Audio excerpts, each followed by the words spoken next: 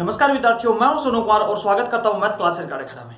तो चलिए, last video में हमने एक्सरसाइज नंबर 10.1 जो है वो खत्म कर लिया था। अब हम लोग स्टार्ट करने जा रहे हैं एक्सरसाइज नंबर 10.2, जिसका जो पहला ही प्रश्न है वो आपके सामने बोर्ड के ऊपर, उसके बारे में डिस्कस करते हैं। देखिए, ये वाला प्रश्न हमें बहुत ही अच्छे से समझना है, न कि हमें करना ही है, इसको बहुत ही अच्छे से समझना। बहुत ही अच्छा और इंटरेस्टिंग प्रश्न है, आप समझने की कोशिश करें, हम लोग ट्राई करते हैं। चलिए, प्रश्न दिया हुआ आपके सामने बोर्ड पे कि त्रिभुज की तीनों भुजाओं, ये बात आप जानते हो कि त्रिभुज में तीनों भुजाएं होती हैं।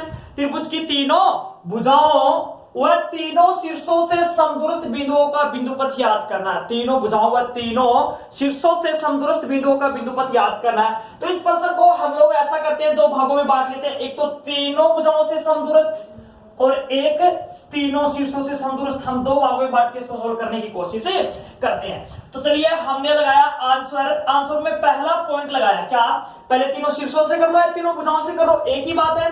तो हम लोग सोल्व कर रहे हैं पहले तीनों शीर्षों से। तो लिखेंगे तीनों शीर्षों से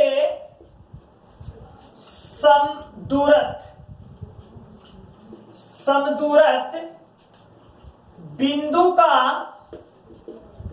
बिंदुपथ। तो दो भागों में हमने इस प्रश्न को तोड़ा था, और जो पहला पार्ट हमने उठाया है तीनों शीर्षों से समदूरस्थ बिंदु का बिंदुपथ याद करने के लिए हमने इसको तोड़ा है।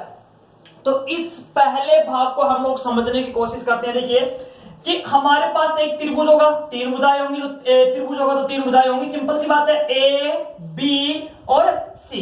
ये ले लिया हमने, एक त्रिभुज ले लिया ए बी सी। अगर दिक्कत हो तो देखिए बड़ा बना लेते हैं, कोई प्रॉब्लम नहीं है अपने पास। यहाँ ये बड़ा बना लिया, इसका डायग्राम, एक त्रिभुज बना लिया हमने ए बी और सी। देखिए, इसके तीनों शीर्षों से समदूरस्थ कोई बिंदु स्थित है, उसका बिंदुपथ याद करना है।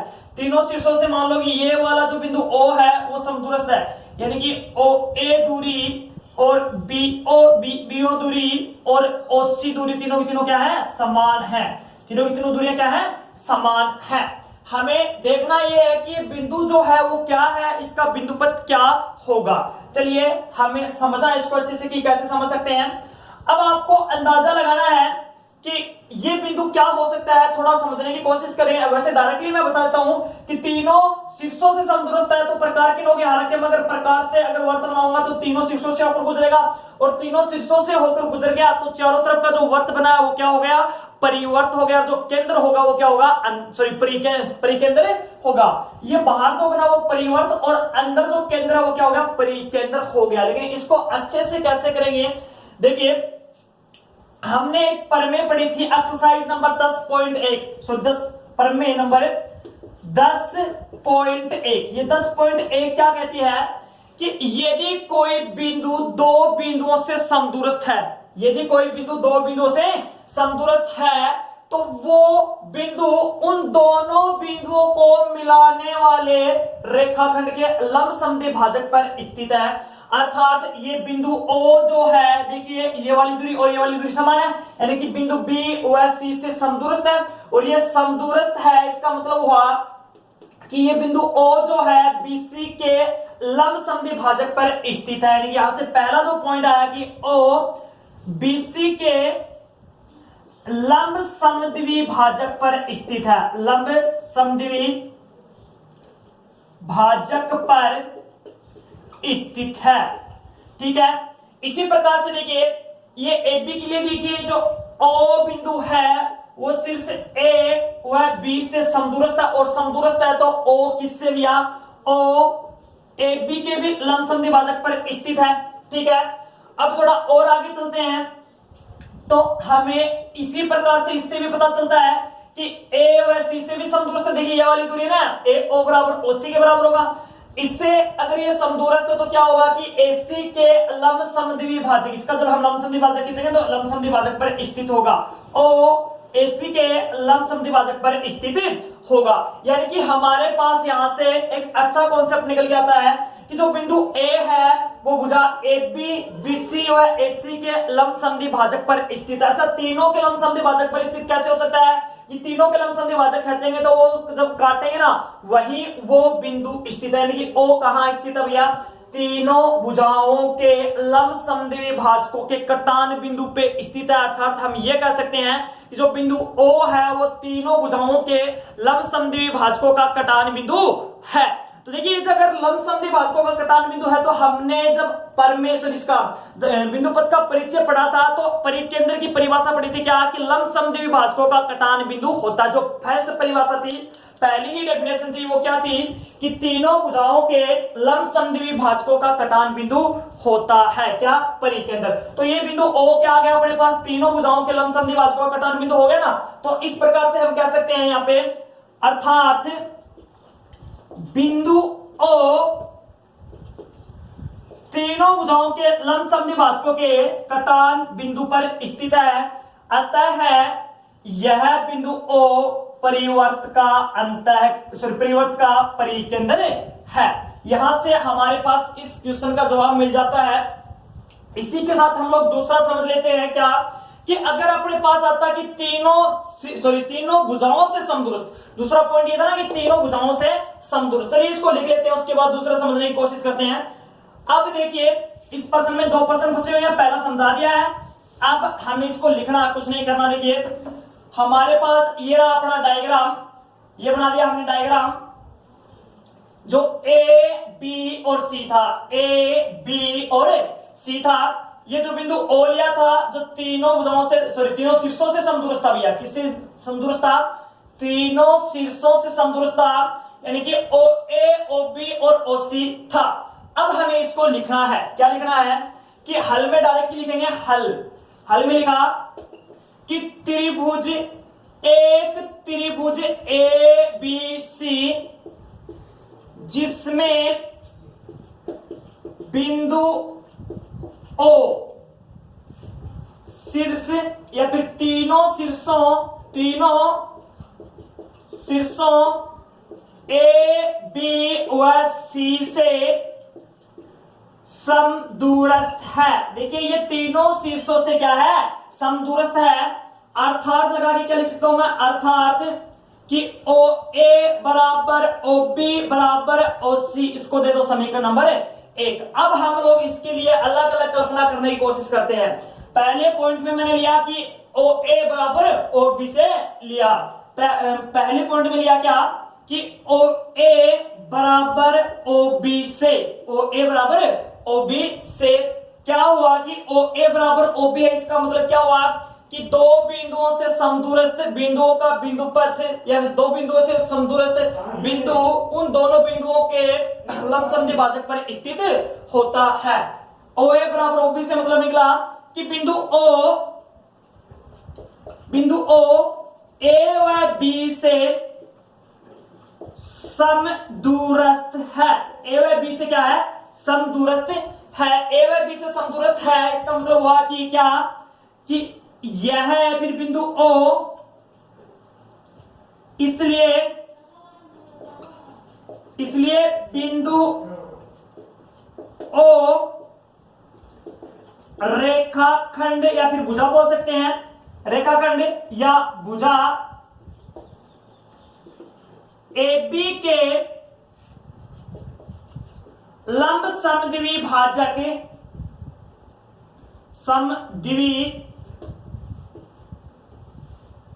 AB के लंब समद्विबाही भाजक पर स्थित है। ये देखिए इसके लिए हो गया। अब थोड़ा आगे बढ़ाते हैं इसको, लंब समद्विबाही भाजक पर स्थित है। इसी प्रकार से हमने दूसरा लिया, इसी प्रकार से क्या लिया कि OB बराबर OC से।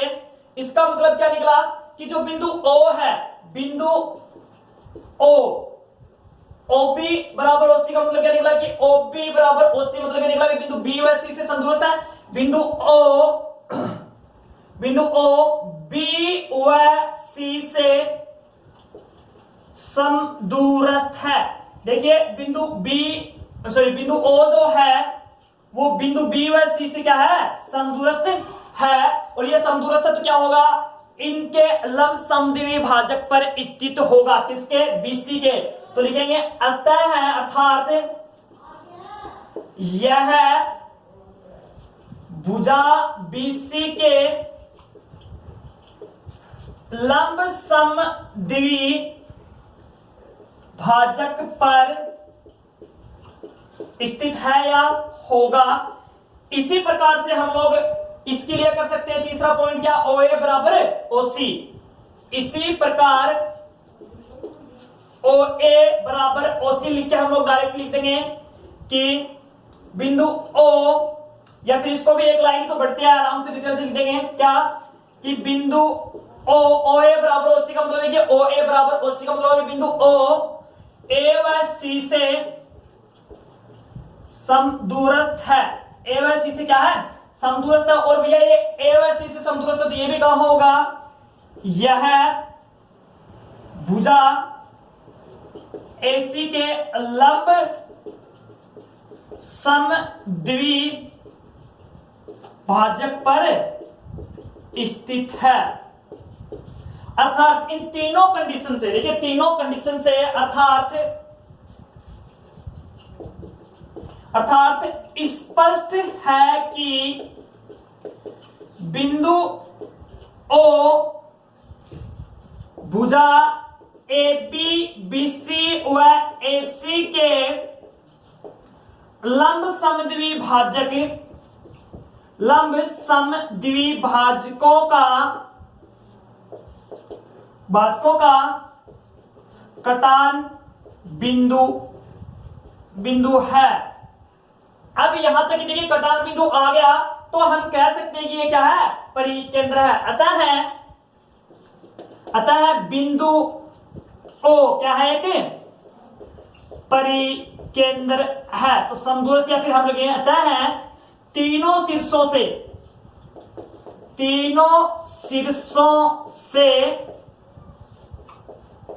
समदूरस्थ बिंदुओं का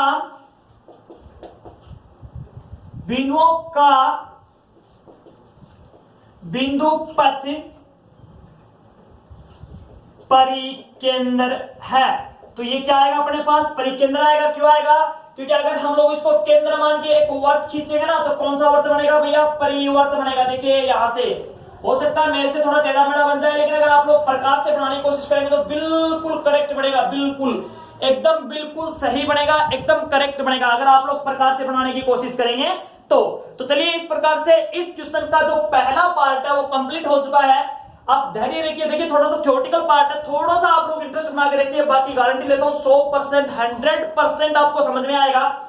चलिए इसका दूसरा पार्ट करने की कोशिश करते हैं। ये हो गया इसका पहला पार्ट, और जो दूसरा पार्ट है इसका, अगर आप देखिए आपको नोट करना है तो वीडियो को बैक करके नोट कर सकते हो। अगर आपको इस क्वेश्चन को या फिर किसी भी क्वेश्चन को नोट करना है तो उसमें देखिए टाइम कम देते हैं हम लोग ऑनलाइन में, तो आप लोग वीडियो को बैक करके नोट कर सकते हो। साथ साथ लिखने से देखिए आपको याद भी रहेगा और वीडियो भी देखते रहोगे, तो आप लोग लिख लेना ही अच्छा रहेगा आपके लिए। अब हमारे पास इसी क्वेश्चन का जो दूसरा पार्ट है, सेकंड पार्ट ले रहे हैं। देखिए पहले समझेंगे फिर इसको करेंगे।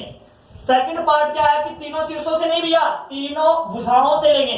देखिए तीनों भुजाओं से, ये है इसका सेकंड पार्ट। पहले क्वेश्चन का सेकंड पार्ट है।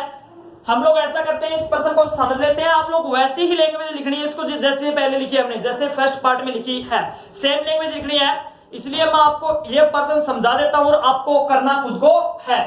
देखिए इसने बोला कि तीनों भुजाओं से समदूरस्थ, मान लिया कि एक त्रिभुज ले लिया हमने। ये क्या अपने पास एक त्रिभुज है, ए बी और सी ले लिया हमने। इसका एक त्रिभुज ए बी और सी तीनों भुजाओं से समदूरस्थ। मान लो ये बिंदु ले लिया हमने ओ, जो तीनों भुजाओं से समदूरस्थ है, यानी कि यहां से भुजा ये रही और ये वाली भुजा ये रही और एक भुजा ये रही। ये बिंदु P, Q और R है, ठीक है।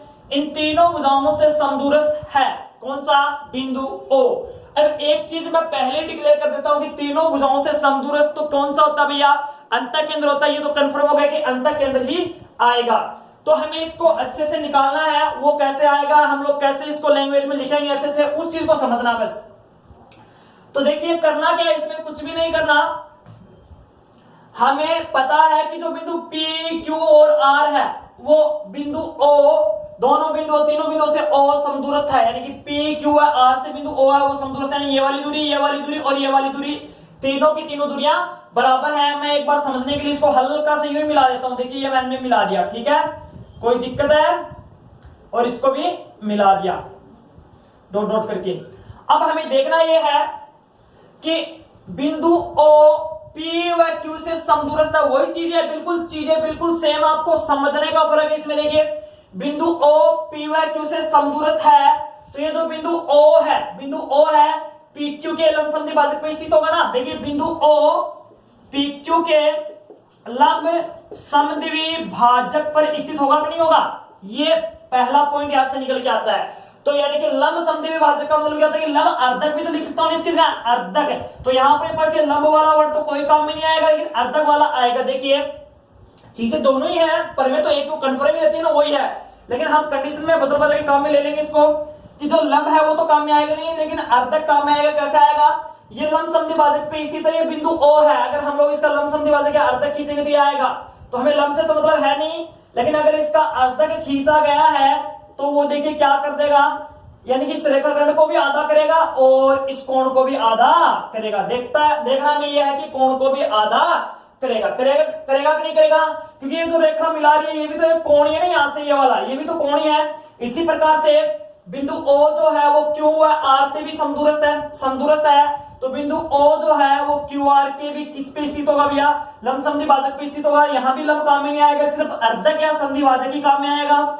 समद्विभाजक या फिर हम लोग बोलेंगे इसको क्या कि अर्धक, यही पॉइंट काम में आएगा। तो हम लोग अगर इसका भी अर्धक खींचेंगे तो वो क्या करेगा, हम लोग इसका भी अर्धक अगर खींचेंगे तो वो क्या करेगा कि हो सकता है कि कोण को भी बांट दे, हो सकता नहीं, ये बांटेगा, कोण को भी बांटेगा और इस रेखाखंड को भी बांटेगा। अतः मतलब क्या निकला इन चीजों का, ठीक इसी प्रकार से ऊपर वाले पार्ट में भी होगा, बिल्कुल सेम क्या होगा, ऊपर वाले पार्ट में भी होगा। इसका मतलब ये निकला कि जो बिंदु O है वो किसके अर्धकों पर स्थित है, कोणों के अर्धकों पर स्थित है। किस पे स्थित है भैया, कोणों के अर्धकों पर स्थित है, और कोणों के अर्धकों पर स्थित है इसका मतलब क्या हुआ कि कोणों के अर्धकों का कटान बिंदु है। किसका कटान बिंदु भैया, कोणों के अर्धकों का कटान बिंदु है। अगर ये कोणों के अर्धकों का कटान बिंदु है तो हमने अंतः केंद्र की परिभाषा में क्या पढ़ा था, अंतः केंद्र की परिभाषा क्या थी, अंतः केंद्र की परिभाषा, अंतः केंद्र की परिभाषा थी भैया कि कोणों के अर्धकों का कटान बिंदु। तो वही चीजें है, बिल्कुल सेम ही है, सेम ही प्रोसेस है, सेम ही तरीके से लिखना है। ये चीज लिखने के बाद हमें एक ही चीज मतलब इंक्लूड करनी है इसमें, क्या करनी है कि अर्थात बिंदु O जो है वो कोण के अर्धक पर स्थित है। इसी प्रकार से इधर वाला पार्ट लेंगे, ये चीज लिखने के बाद क्या लिखेंगे कि बिंदु O जो है कोण C के अर्धक पर स्थित है। अतः कोणों के अर्धकों का कटान बिंदु हो गया, तो ये कोणों का अर्धकों का कटान बिंदु होते हम लोग लिख देंगे कि अतः स्पष्ट है कि ये क्या है, अंतः केंद्र है। बस इस पार्ट में यही था। आप लोग इसको घर पे तसल्ली से बैठ के करके देखेंगे। देखिए अगर हम लोग इसको करके देखते हैं बार बार, हमारी तो प्रैक्टिस है, इस पे प्रैक्टिस आपको करनी है, इसीलिए हम लोग क्वेश्चन छोड़ते हैं। और एक बात और बोलना चाहूंगा वीडियो के बीच में कि आप जब भी इस चैनल पे आए तो आपसे रिक्वेस्ट है कि लाइक करें, सब्सक्राइब करें और शेयर करें। अगर नए हो तो सब्सक्राइब कर लें, क्योंकि आपका एक सब्सक्राइब, एक लाइक हमें ऊर्जा देता है और उसी के साथ हम लोग पढ़ाना स्टार्ट कर देते हैं। तो चलिए आगे बढ़ाते हैं प्रश्न को। ये हो गया पहला क्वेश्चन हो गया। पहले क्वेश्चन में हमने दो पार्टों में बांटा था, फर्स्ट पार्ट और सेकंड पार्ट, दोनों के दोनों पार्ट हो चुके हैं। अब हम लोग कर रहे हैं सेकंड क्वेश्चन। तो देखिए सेकंड क्वेश्चन नहीं करेंगे क्योंकि सेकंड जो क्वेश्चन है और जो 7 का क्वेश्चन है वो बिल्कुल सेम है, और शायद 7 का क्वेश्चन करेंगे तो अच्छे से समझ में भी आ जाएगा, सेकंड भी समझ में आ जाएगा। तो हम लोग 7 का ही कर लेंगे। तो डायरेक्टली हम लोग स्टार्ट कर रहे हैं हम लोग थर्ड का क्वेश्चन।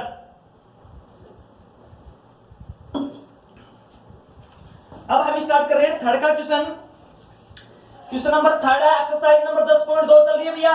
अगर किसी को नींद आ रही है तो बता दो। क्वेश्चन नंबर 3 है और 10 की एक्सरसाइज चल रही है 10.2 कि एक त्रिभुज में माध्यिका AD PE और CF बिंदु G पर प्रतिच्छेद करती है। तो सिद्ध कीजिए कि AD plus BE is greater than 3/2 AB। हमें सिद्ध एक ही चीज करनी है, मैं सिद्ध करनी है वो लिख दूं, फिर बाकी समझा दूंगा प्रश्न क्या। यहां लिख देता हूं AD plus BE is greater than 3/2 AB। ये चीज हमें सिद्ध करनी है। तो चलिए अब हम लोग लिख रहे हैं त्रिभुज एबीसी में माध्यिका एडी बीई और सीएफ बिंदु जी पे प्रतिच्छेद करती हैं। अपने पास देखिए ये ले लिया हमने एक त्रिभुज, त्रिभुज तो होगा ना, माध्यिका वगैरह वगैरह होंगी तो ये चीज तो समझने लायक है और समझना भी चाहिए। चलिए साइड में समझ लेते हैं हम लोग। ये हमने ले लिया एक त्रिभुज, ये त्रिभुज ले लिया ए बी सी, ये ले लिया ए बी सी, त्रिभुज ले लिया ना ए बी और सी। देखिए चित्र पे फोकस मत करिए, हो सकता है कि चित्र थोड़ा बहुत डायग्राम जो है वो टेढ़ा मेढ़ा बन जाए क्योंकि चिकना बोर्ड है। हाँ, और वैसे भी मेरा डायग्राम बनाने में थोड़ा सा हाथ तंग रहता है, तो इसमें कोई बड़ी बात नहीं है, हमें समझने से मतलब होता है। मैथ के अंदर वैसे भी समझने से मतलब होता है। वो जो फिक्स डायग्राम बनने हैं एक्सरसाइज नंबर 14 में बनने, वो हम प्रकार की सहायता से बनाएंगे, हर एक माप की सहायता से बनाएंगे, तो वहां इतनी ज्यादा प्रॉब्लम नहीं आएगी। चलो अब स्टार्ट करते हैं थोड़ा आगे। इसने बोला कि एडी बीई व सीएफ तीन माध्यिकाएं हैं, तो हमने खींच दिया, एक माध्यिका खींच दी एडी, दूसरी माध्यिका खींच दी बीई और तीसरी जो माध्यिका खींच दी हमने सीएफ। चलिए जैसा भी है कोई दिक्कत नहीं है, हमें क्वेश्चन समझाने से मतलब है, ठीक है। तीसरी माध्यिका खींच दी सीएफ, जो तीनों की तीनों माध्यिकाएं बिंदु जी पे प्रतिच्छेद करती हैं।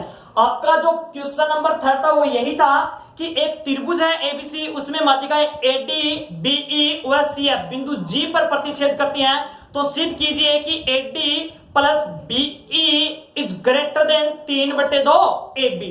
ये हमें सिद्ध करना था।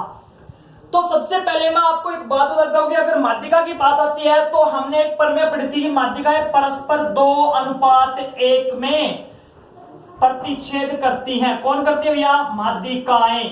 माध्यिकाएं कौन करती हैं? माध्यिकाएं। अब इसमें समझने वाली बात यह है, तो देखिए ये अगर एडी माध्यिकाएं हैं तो इसका बड़ा पार्ट एजी होगा और छोटे वाला पार्ट कौन सा होगा? जीडी होगा। इसी प्रकार से बीजी अगर माध्यिकाएं हैं प्रतिच्छेद तो यहां कर रहे हैं, तो बड़े वाला पार्ट कौन सा होगा? बीजी और छोटे वाला पार्ट कौन सा होगा? जी से ई होगा। इसी प्रकार से अगर हम लोग सीएफ को देखें तो बड़े वाला पार्ट सीजी और छोटे वाला पार्ट जीएफ ये होगा। तो ये जो बड़े वाला पार्ट होगा वो तो 2 होगा, छोटे वाला पार्ट 1 होगा। 2:1 का मतलब ये होता है कि जो बड़ा पार्ट है वो तो उसका अनुपात तो कितना 2 है और जो छोटा पार्ट है उसका अनुपात कितना 1 है। अब हम यहां से देखिए बहुत ही अच्छी चीजें सीखेंगे कि अगर मेरे को एजी का मान निकालना है, माध्यिका के अकॉर्डिंग देखिए एजी का मान निकालो तो एजी का पार्ट कितना होता है भैया? एजी तो बड़े वाला पार्ट होता है, तो 2 और बटे में कुल कितना हो गया अनुपात का? देखिए कुल अनुपात जोड़ो 2 और 1 3 और पूरी माध्यिका से गुणा कर देंगे एडी। आगे आवाज समझ में? इसी प्रकार से अगर मेरे को इसी माध्यिका में अगर जीडी निकालना होता, जीडी, तो जीडी तो छोटे वाला पार्ट है। कौन सा पार्ट है? जीडी छोटे वाला पार्ट है। जीडी छोटे वाला पार्ट है तो 1 आएगा इसके लिए अनुपात और बटे में कुल अनुपात कितना? 3 और पूरी माध्यिका यानी कि एडी। इसी प्रकार से इसके लिए निकाल दो कि बीजी के लिए निकालेंगे तो बीजी बड़े वाला पार्ट 2 और कुल अनुपात 3 होता है और गुणा इसकी पूरी माध्यिका कौन सी भैया? बीई। तो शायद आप लोग समझ गए होंगे। इसी प्रकार सीएफ के लिए निकालेंगे, सीजी का निकालेंगे तो कितना आएगा? 2/3 इंटू सीएफ। तो तीनों माध्यिकाओं के लिए हम लोग ये चीजें निकाल सकते हैं। ये चीजें आप लोगों को निकालनी आनी चाहिए। अगर नहीं आ रही हैं तो आप लोग वीडियो को बैक करके देख लेंगे या फिर एक बार दोबारा से बताता हूं कि ये बड़े वाला पार्ट है, इसका अनुपात 2 होगा, छोटे वाले का 1 होगा। तो एजी निकालना है, इसका अनुपात कितना? 2, नीचे कुल अनुपात इंटू में क्या आएगी? पूरी माध्यिका की लंबाई आएगी, लेंथ आएगी पूरी माध्यिका की, ठीक है। इसी प्रकार से ये छोटे वाला पार्ट निकाला था, इसका कितना था? 1 और बटे में टोटल अनुपात और इंटू में एडी, ये भी आएगा। तो चलिए हम लोग इसको आप प्रश्न को समझने की कोशिश करते हैं कि कैसे कैसे प्रश्न होगा।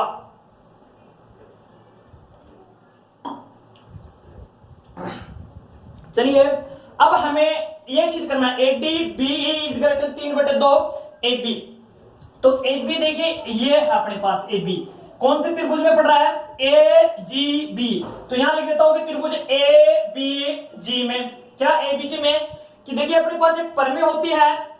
कौन सी परिमेय होती है? कि किसी त्रिभुज में 2 भुजाओं का योग सदैव तीसरी भुजा से अधिक होता है। 2 भुजाओं का योग तीसरी भुजा से क्या होता है? अधिक होता है। तो इसमें 2 भुजाएं कौन सी लेंगे? स्टार्टिंग में इसने एडी और बी ले रखा है। एडी किसका पार्ट है? सॉरी एडी किसका पार्ट है? एडी पार्ट नहीं है भैया, एडी, एडी खुद माध्यिका है। तो एडी तो ये रही, तो इसका अगर पार्ट लें तो त्रिभुज में कौन सा पार्ट पड़ रहा है एडी का? कि सर यहां से लेके देखिए एजी तक ही पड़ रहा है, तो एजी लेंगे और बी का कौन सा पार्ट पड़ रहा है? बीजी पड़ रहा है सर, और एबी तो कंप्लीट आ जाएगा। यानी कि हमारे पास इस त्रिभुज में वो परिमेय लिख देंगे, कौन सी? कि किसी त्रिभुज में 2 भुजाओं का योग सदैव तीसरी भुजा से अधिक होता है। अर्थात हमने लिखा AG plus BG greater than A B, इसको समीकरण नंबर 1 देके छोड़ देंगे। समझ में आया कैसे लिखा कि हमने ये वाला त्रिभुज उठाया था, इसमें ये वाली भुजा प्लस में ये वाली भुजा और ग्रेटर देन तीसरी भुजा ए बी, क्योंकि प्रमेय के अकॉर्डिंग लिखा, जब हम डिटेल से करेंगे तब प्रमेय लिखेंगे, अभी करेंगे इसको, अभी समझ रहे हैं। देखिए अब मैंने यहां बताया था कि भैया अगर एजी निकालेंगे तो कैसे निकालेंगे, एजी यहां देखिए निकाल के रखेंगे, चूंकि एजी जो होगा, एजी कितना पार्ट है, दूसरा है, टोटल अनुपात कितना 3 और पूरी माध्यिका कितनी 80। इसी प्रकार से बीजी की जब बात करते हैं हम लोग, बीजी कितनी होगी भैया 2/3 और बीई, और एबी तो खुद पूरी भुजा, तो इसके लिए तो कुछ नहीं आएगा। यहां लिख देंगे कि यह मान समीकरण 1 में रखने पर, रखिए समीकरण 1 में क्या आएगा, देखिए एजी की जगह रख दिया मैंने, ये एजी था इसकी जगह तो ये वाला आएगा, और ये बीजी था इसकी जगह कौन सा आएगा, देखिए ये वाला मान आएगा। तो एजी की जगह 2/3 एडी प्लस बीजी की जगह 2/3 BE is greater than A B. यहां तक हमारा जो लेके आना था वो लगभग आ चुका है। देखिए एडी आ गया, बीई आ गया, ये जो है गणितीय मान है वो सॉल्यूशन हो जाएंगे। मैंने क्या किया, यहां से 2/3 कॉमन ले लिया, तो यहां से बच गया एडी प्लस बीई और ब्रैकेट बंद और ग्रेटर देन ए बी। अब आप लोग बोलोगे 2/3 कॉमन क्यों लिया, क्योंकि हमने जो सिद्ध करना था वो सिंगल थे, या कुछ भी नहीं था इसके गुणा में एडी के, तो हमने वही काम किया।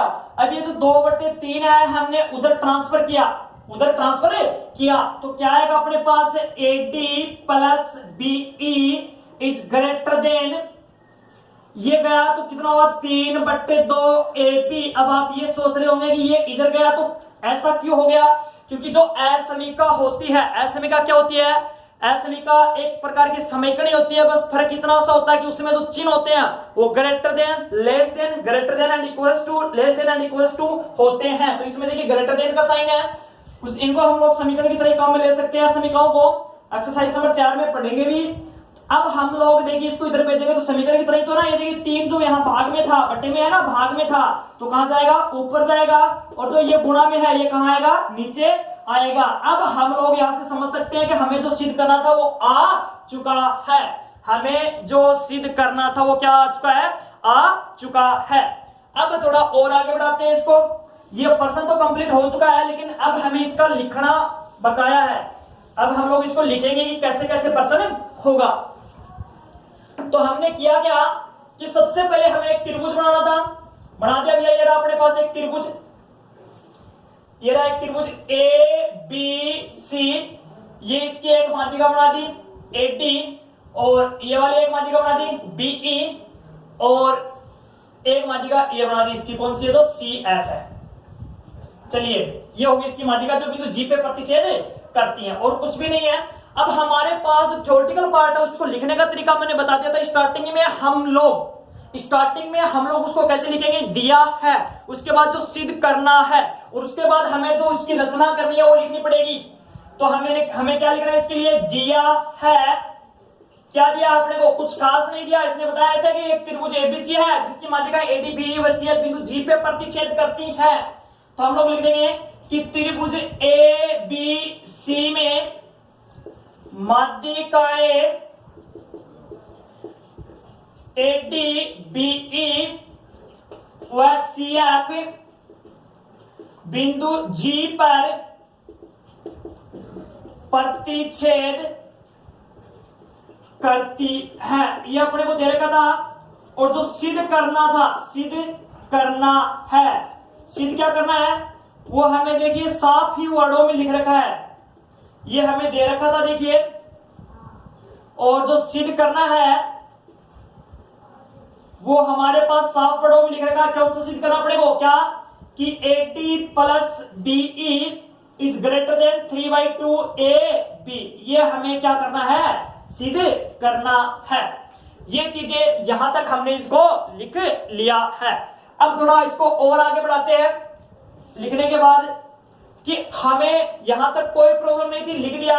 अब हम लोग इसकी उत्पत्ति में चलते हैं, रचना कुछ हुई नहीं है इसके अंदर। उत्पत्ति देखिए, उत्पत्ति की बात करते हैं। इसकी उत्पत्ति में क्या होगा कि त्रिभुज एजीबी ले लिया मैंने, त्रिभुज एजीबी में एबीजीबी एजीबी ही क्यों लिया, क्योंकि ये सारे के सारे जो सिद्ध करने वो पार्ट एजीबी में आते हैं। क्या लिखेंगे कि किसी त्रिभुज की, किसी त्रिभुज की दो भुजाओं का योग तीसरी भुजा से सदैव अधिक होता है। अर्थात लगा के हम लोग लिख देंगे, अर्थात AG plus BG is greater then AB। ये हमने इसको लिख दिया और इसी के साथ इसको समीकरण नंबर 1 देके छोड़ दिया। अब हम लोग लिखेंगे AG व BG का मान निकालेंगे क्या कि माध्यिकाएं परस्पर 2:1 में विभाजित तो करती हैं। तो AG का मान कैसे निकालेंगे भैया, AG लिख देंगे माध्यिकाएं, या फिर डायरेक्ट भी निकाल सकते हैं कि AG, चूंकि AG का जो मान है वो कितना होगा 2/3 AD होगा, और जो BG का मान होगा वो भी 2/3 और BE होगा। तो लिखेंगे ये से। तो भैया ये चीज कहां से आई, आप लोग शायद समझ रहे होंगे कहां से आई है, से। तो लिख देंगे यह मान समीकरण 1 में रखने पर, यह मान समीकरण 1 में रखने पर, समीकरण 1 क्या थी, AG की जगह मान रखा 2/3 AD प्लस BG की जगह रखा 2/3 BE ऑल्सो ग्रेटर के साथ हमने यहां तक सोल्व कर लिया इस प्रश्न को कि AG का मान अपने पास 2/3 AD आ गया, BG का मान 2/3 BE आ गया। ये सभी मान समीकरण 1 में रखेंगे। तो समीकरण 1 में जब हम लोग रखेंगे तो क्या आएगा, देखिए 2/3 AD और plus 2/3 BE is greater then AB। यहां तक तो हो गया अपने पास। और अब हमने क्या किया कि इसके अंदर से हमने क्या कॉमन लिया, 2/3 कॉमन लिया। 2/3 कॉमन क्यों ले रहे हैं भैया, AD और BE सिंगल है, सिंगल मतलब अकेले है, तो हमें इनको अकेला करना है, तो सिद्ध करना वही तो लेके आना ना, हमें अपना टारगेट भी तो याद होना चाहिए। AD plus BE is greater then AB। यहां तक हम लोग पहुंच गए। अब देखिए इस वाले पार्ट को हम अगर इस साइड भेजते हैं, 2/3 को इधर भेजते हैं, तो अपने पास क्या जाता है कि AD plus BE is greater than 3/2 AB। ये हमने यहां तक सीधे कर दिया। अतः है हमने जो सिद्ध करना था वो आ चुका है, हमारा क्वेश्चन इसी के साथ ये कंप्लीट हो चुका है। इति स्थितम, यही हमें इस प्रश्न में सीधे करना था। तो आशा करता हूं आपको ये प्रश्न अच्छे से समझ में आया होगा। अब हम लोग बात कर रहे हैं नेक्स्ट क्वेश्चन की। तो जो नेक्स्ट क्वेश्चन है वो क्या है, 4 का प्रश्न है। 4 का प्रश्न भी बिल्कुल सेम है और इसी प्रमेय पे आधारित है कि 2:1 में विभाजित करती है, लेकिन उसको भी अच्छे से समझेंगे और करेंगे। देखिए क्या है 4 का प्रश्न। 4 के प्रश्न में बोला गया है हमें कि क्या बोला गया है, 4 के प्रश्न में बोला है कि सिद्ध कीजिए कि त्रिभुज की 2 माध्यिकाओं का योग तीसरी माध्यिका से सदैव अधिक होता है। यानी कि त्रिभुज की 2 माध्यिकाओं का योग तीसरी माध्यिकाओं से सदैव अधिक होता है, वे सिद्ध करना है। और भैया माध्यिकाएं कौन कौन सी थी, एक तो मान ली थी AD, एक BE और एक ले लिया CF जो ग्रेटर देन हमने दिखाना है। 2 माध्यिकाएं ली, दोनों माध्यिकाओं का योग तीसरी माध्यिकाओं से क्या करना है, हमें सदैव अधिक सीधे करना है। तो चलिए प्रश्न की स्टार्टिंग करते हैं, समझने की कोशिश करते हैं, उसके बाद लिखेंगे प्रश्न को। हमने वही काम करना है, एक त्रिभुज ले लिया, ये ले लिया हमने एक त्रिभुज AB और C, AB और C। इसकी माध्यिका मैंने खींच दी AD और इसकी माध्यिका मैंने खींच दी BE और ये वाली जो माध्यिका है वो खींच दी मैंने CF। ये होगी CF, AD BE और CF। हमें सिद्ध करना है देखिए कि AD plus BE is greater then CF, हमें सिद्ध करना है। और ये जो तीनों की तीनों माध्यिकाएं हैं वो बिंदु G पे प्रतिच्छेद करती हैं। कहां प्रतिच्छेद करती हैं, बिंदु G पे प्रतिच्छेद करती हैं। तो चलिए अब इसमें आती है सिस्टम, ये मतलब समझना ये है कि हम लोग इसको कैसे सॉल्व करते हैं। तो इसमें एक छोटी सी रचना होगी कि जो हमारे पास AD होगा उसको बिंदु K तक आगे इस प्रकार बढ़ाएंगे। ये बिंदु D था और K तक इस प्रकार आगे बढ़ाया कि AG बराबर GK, यानी कि रचना में हमने क्या किया वो साइड में लिख रहा हूं क्या कि AG बराबर GK। हमने बढ़ाया था किसको, AD को बढ़ाया था कहां तक, K तक बढ़ाया था इस प्रकार से कि AG बराबर GK आ जाए।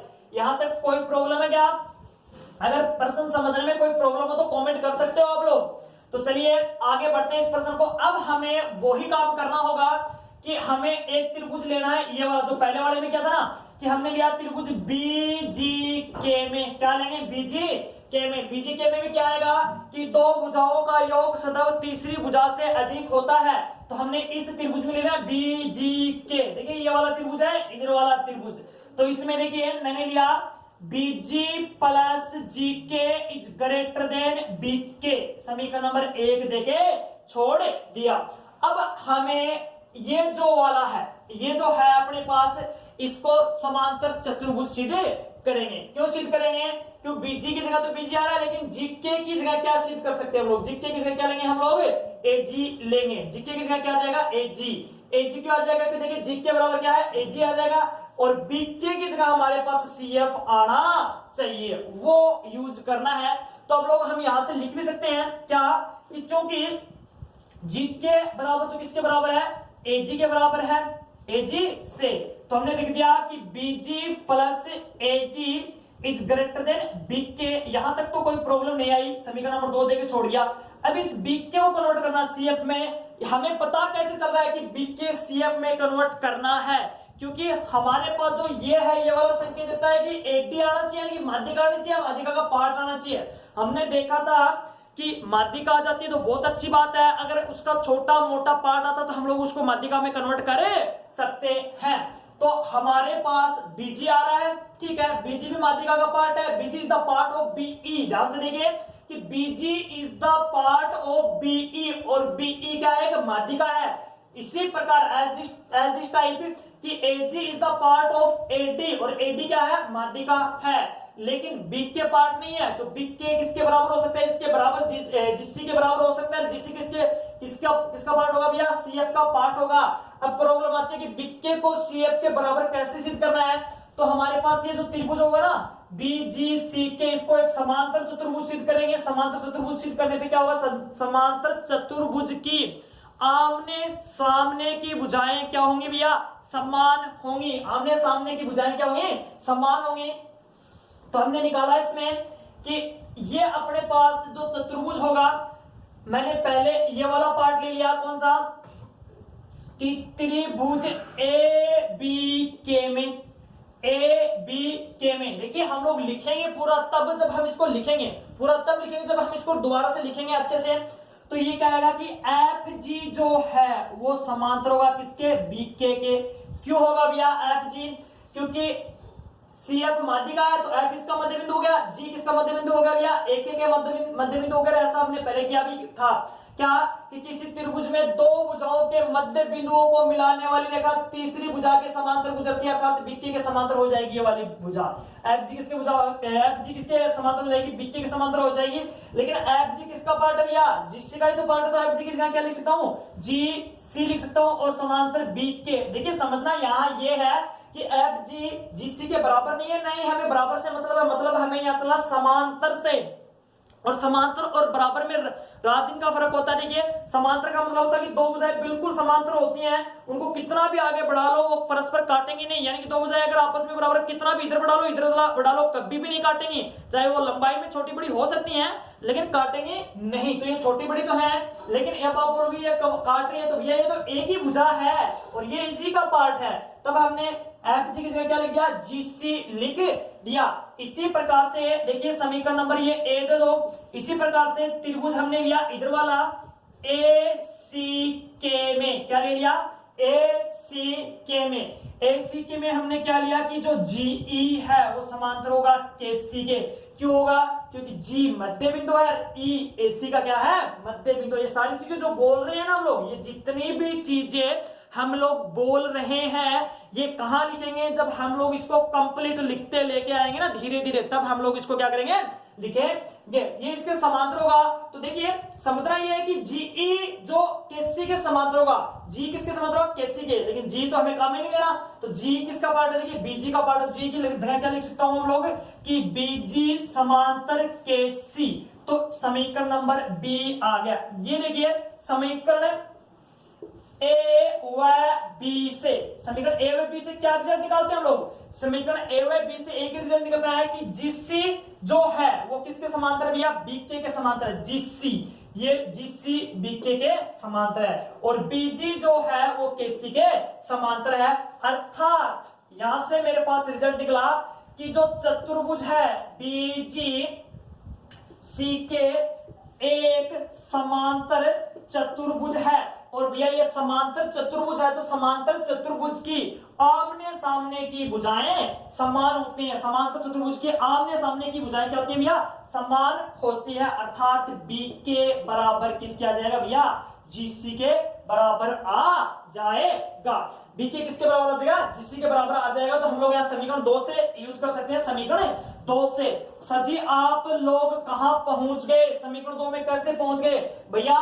बीके को कन्वर्ट करने के लिए ही तो इतनी रामायण पढ़ी थी हमने। क्या क्या था कि अरे बीके ने कन्वर्ट करने के लिए तो इतनी रामायण पढ़ी थी आप, तभी तो इतना माथा फोड़ी करी है। अब देख अगर आप दोबारा से पेपर नहीं जाओगे, अपन जो रिजल्ट चाहे तो वो रिजल्ट तो निकाल लियो आप। अब हम रखने के लिए भी तो बड़े जाओगे ना, तो आप क्या करो रिजल्ट तो निकाल लियो कि बीके का में कन्वर्ट हो गया, जीसी में कन्वर्ट हो गया। तो अब आप दोबारा मैं रखूंगा तो बीजी बराबर बीजी प्लस एजी और ग्रेटर देन कौन सो भैया? जी सी। या समझ लिया अगर यह लाइन आ गया अपने तो मतलब अपना आंसर ही आ गयो। अब देखो मैं शॉर्टकट ही लिख दो, जब डिटेल से करूंगा तब पूरी डिटेल से लिखूंगा। बीजी की जगह क्या लिख सकता आप? देखो आगे देखो पूरे देखो ए लाइन और लिख रहे हो क्लियर करके। बीजी की जगह क्या लिखांगा आप? बीजी की जगह देखो लिखांगा कि 2/3 बीई पूरी आनी चाहिए। तो बीजी कौन सा पार्ट है? बीजी देखो बीजी बड़ाड़ो पार्ट है तो 2/3 और पूरी माध्यिका प्लस एजी की जगह क्या लिख सकते हैं? 2/3 एडी और ग्रेटर देन जीसी की जगह क्या लिख सकते हैं? 2/3 सीएफ। अब ये सारी की सारी बातें कड़े वाली हैं। ये स्टार्टिंग में आप समझी भी थी कि अगर अपने बीजी आओगे बड़ोड़ो पार्ट आओगे माध्यिका आओगे तो 2/3 और पूरी माध्यिका लगाऊंगा। अगर एजी आओगे, एजी कौन सा पार्ट है? बड़ोड़ो पार्ट है तो 2 ऊपर टोटल अनुपात नीचे और क्या लगाऊंगा? पूरी माध्यिका लगाऊंगा। छोटो पार्ट है तब ऊपर एक लेना है, बाकी कोई टेंशन को नहीं है। उन तक तो आ गए। अब बोले गुरुजी 2/3 का जागो पर है, 2/3 भी जागो। 2/3 ना क्या करेंगे आप? 2/3 से गुणा कर दे पूरी ने। 2/3 से गुणा करने पर 2/3 से गुणा करने पर 2/3 से गुणा करेंगे देखिए सॉरी 3/2 से सॉरी किससे गुणा करेंगे? 3/2 से। क्यों 3/2 से 3/2 कैंसिल होगा। या फिर ऐसे भी कर सकते हो, ऐसा नहीं करना चाहते तो यहां से 2/3 कॉमन लिया तो क्या बच गया? यहां से बीई प्लस एडी बच गया और ये तो अलग थोड़ा साइड का पार्ट था, यार था ना। तो ये 2/3 सीएफ। यहां तक दिक्कत है? इस वाले को इधर भेज दो तो ये क्या बच गया? A BE plus AD is greater than 3/2 और गुणा ये क्या था? 2/3 सीएफ। अच्छा ये तो समझ में आ रहा ना आपको कि ये 3/2 कैसे होगा इधर जाके, क्योंकि इसको बेचेंगे तो समीकरण की तरह तो काम करेगा ना। 2 से 2 खत्म, 3 से 3 खत्म। कितना आ गया भैया? BE plus AD is greater than CF. ये देखिए ये चीज और ये चीज जो आपका आंसर है बिल्कुल सेम है। जो सिद्ध करना था और जो आंसर हमारा वो सेम ही है। फर्क इतना सा है कि इसमें एडी स्टार्टिंग में आ रहा है, इसमें एडी थोड़ा बाद में आ रहा है। तो हम इसको लिख देंगे, जब हम लोग इसको ठीक से करेंगे तो हम क्या करेंगे? इसको लिख देंगे। तो चलिए अब हम लोग क्या करते हैं? इसको कंप्लीट करना स्टार्ट करते हैं। पूरा धीरे धीरे इसको लिखना स्टार्ट करते हैं कि ये प्रश्न किस टाइप से होगा। समझा दिया मैंने बोर्ड पे कि कैसे होगा। अब हमें सिर्फ इसको करना ही है। चलिए करने की कोशिश करते हैं इस प्रश्न को। हमारे पास ये जो प्रश्न है बहुत ही अच्छा प्रश्न है। अब देखिए इसने बोला कि 2 माध्यिकाओं का योग तीसरी माध्यिका से अधिक होता है। ठीक है, सबसे पहले मैंने डायग्राम बना लिया। ये अपने पास बना लिया हमने एक डायग्राम। ए बी सी और ये क्या हो गया? एडी बीई और ये क्या हो गया? सीएफ। ठीक है, ये बिंदु क्या है? जी है। चलते हैं आगे, बढ़ाते हैं अब इसको धीरे धीरे थोड़ा सा आगे। सबसे पहले बात करते हैं दिया है में क्या लिखना है अपने को। दिया है में देखिए कुछ खास नहीं लिखना, वो ही लिखना है क्या कि त्रिभुज ए बी सी में माध्यिकाएं एडी सॉरी यहां देखिए वो चलिए छोड़ दो, बढ़ा लेंगे हम लोग। एडी बीई व सीएफ बिंदु जी पर प्रतिच्छेद करते हैं। बिंदु जी पे क्या करते हैं भैया, प्रतिच्छेद करते हैं। और हमें सिद्ध क्या करना है, वो भी लिखना है, सिद्ध करना है। देखिए सिद्ध जो करना है वो क्या करना है कि दो माध्यिकाओं का योग सदैव तीसरी माध्यिका से अधिक होता है। तो लिखेंगे दो माध्यिकाओं का योग सदैव तीसरी माध्यिका से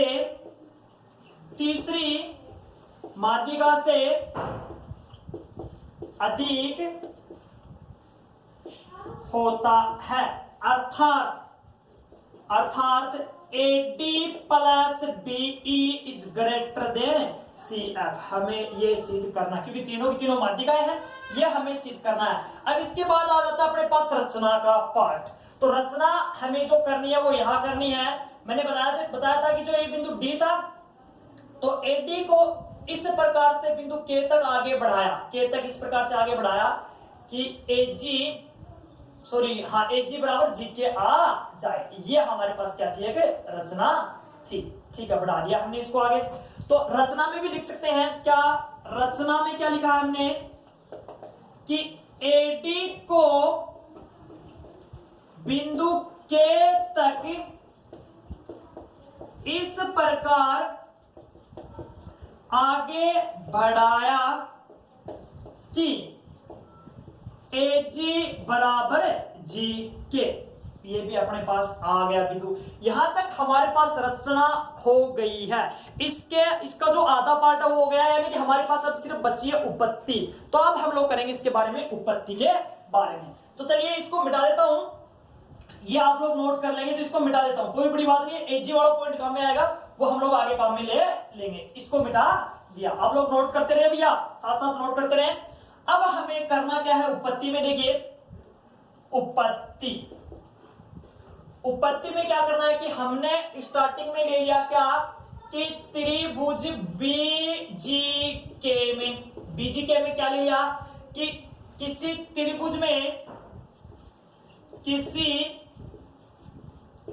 त्रिभुज में दो भुजाओं का योग सदैव तीसरी भुजा से अधिक होता है। तीसरी भुजा से सदैव अधिक होता है।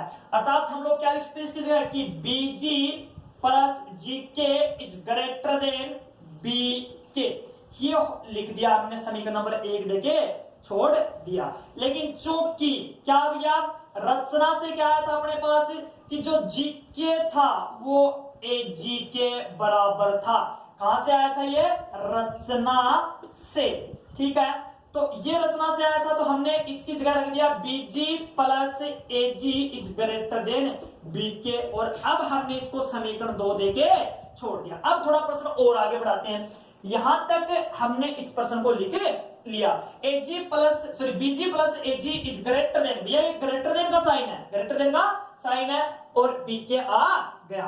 तो थोड़ा और आगे बढ़ाते हैं प्रश्न को। देखिए अपने पास क्या हो जाता है, अभी यहां तक कोई प्रॉब्लम नहीं है। BK को कन्वर्ट करना है किसमें, CG में कन्वर्ट करना है। और BK को CG में कन्वर्ट करने के लिए हमने क्या लिया कि त्रिभुज ABK में क्या ले लिया कि बिंदु F व G, लिखेंगे कि बिंदु F व G क्रमशः भुजा AB व AK के मध्य बिंदु है। देखिए भैया F AP का मध्य बिंदु है और G किसका है, AK का मध्य बिंदु है। अर्थात लिख देंगे कि दो भुजाओं, किसी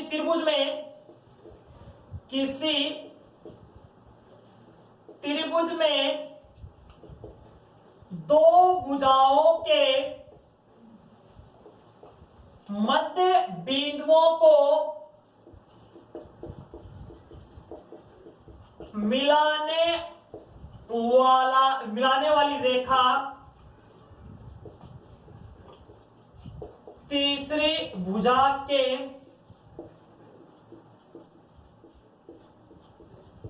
समांतर गुजरती है, तीसरी भुजा के समांतर गुजरती है। तीसरी भुजा के समांतर किस टाइप से गुजरेगी इस त्रिभुज में कि जो एफ जी है वो किसके समांतर होगी भैया, बीके के समांतर होगी। लेकिन एफ जी किसका भाग है भैया, सीजी का भाग है, तो हम लोग क्या लिख सकते हैं इसकी जगह सीजी समांतर किसकी होगी, बीकी के समांतर होगी। इसको दिया हमने समीकरण नंबर 1। यही चीज हमने समझ ली थी, उसी को लिख रहे हैं, इसलिए मैं ज्यादा एक्सप्लेन नहीं कर रहा क्योंकि स्टार्टिंग में हमने इसको एक्सप्लेन नहीं किया, कुछ भी नहीं किया। तो अब थोड़ा और आगे बढ़ाते हैं।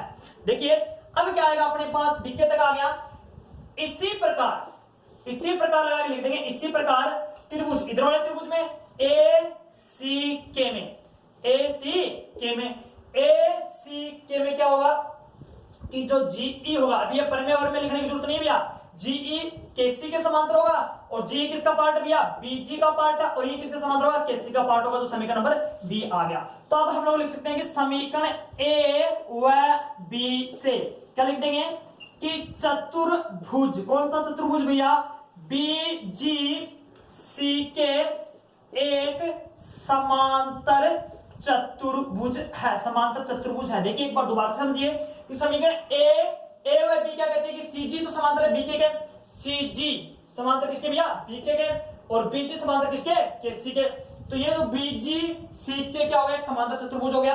तो अब हम लोग इसके लिए लिखेंगे क्या कि समांतर चतुर्भुज की आमने सामने की भुजाएं समान होती है। और भैया आमने सामने की भुजाएं समान होती हैं तो क्या आएगा, बीके बराबर सीजी, बीके बराबर सीजी या जीसी जैसा भी लिखना चाहो आप लोग लिख सकते हो, बीके बराबर सीजी आ गया। अब इसके लिए लिख देंगे यह मान समीकरण 2 में रखने पर लिखेंगे यह मान समीकरण 2 में रखने पर। देखिए अगर आपको ये लाइन दिखाई नहीं दे रही है तो फिर भी मैं बोल के बता रहा हूं कि यह मान समीकरण 2 में रखने पर, तो आप लोग लिख लेंगे बीके बराबर जीसी आने के बाद क्या लिख देंगे, यह मान समीकरण 2 में लिखने पर। और फिर भी अगर नहीं दिख रही है तो मैं साइड में मिटा के लिख देता हूं, ये उत्पत्ति वाला पार्ट मिटा दो, चलो ऊपर वाला मिटा देते हैं, ये इसी साइड वाला ऊपर वाला पार्ट मिटा दिया, यहां तक मिटा दिया। और यहां तक अपने पास देखिए जो नीचे का पार्ट आया था वो क्या था, बीके बराबर सीजी आया था, बीके बराबर जीसिया आया था, ये आ गया था। अब इसको लिखते हैं, देखिए जो नीचे पार्ट आया वही लिखा है हमने, कहीं आप दोबारा नोट कर लो, ठीक है। यह मान समीकरण 2 में रखने पर, यह मान समीकरण 2 में रखने पर, तो समीकरण 2 क्या थी अपने पास, समीकरण 2 ये बीजी एजी, बीजी एजी, बीजी प्लस एजी और इज ग्रेटर देन, बीके का मान कितना, देखिए बीके का मान जीसी, ये आ गया, इसको दे दिया हमने समीकरण नंबर 3।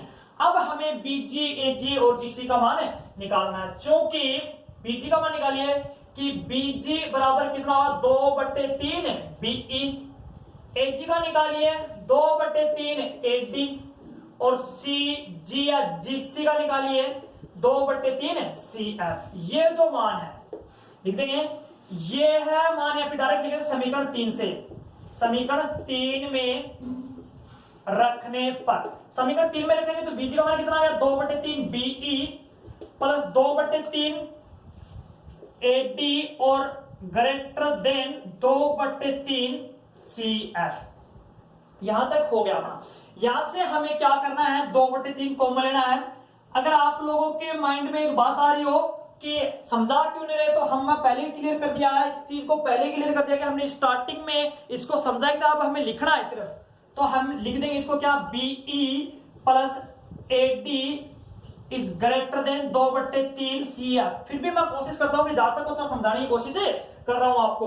अब देखिए बार बार अब हम लोग उसी को समझेंगे तो वीडियो ज्यादा बड़ा हो जाता है, अपलोड करने में भी तकलीफ होती है और इसको कंप्रेस करने में भी तकलीफ होती है। तकलीफ का मतलब हमें कोई दर्द नहीं होता, लेकिन अपलोड नहीं हो पाता, काफी टाइम लेने लग जाता है।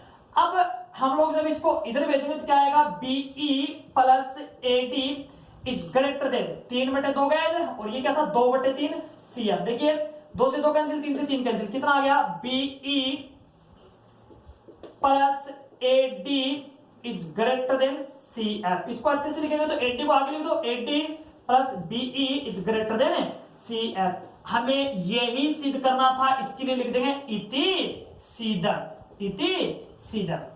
तो देखिए विद्यार्थियों, इसी के साथ हमारा ये क्वेश्चन नंबर 4 है, ये भी कंप्लीट हो जाता है। और जो आगे के जो प्रश्न हैं वो नेक्स्ट वीडियो में मिलेंगे और नेक्स्ट वीडियो के साथ हम लोग भी मिलेंगे। तब तक आप लोग घर पे रहें, सेफ रहें और पढ़ते रहें। सभी को मेरी तरफ से धन्यवाद।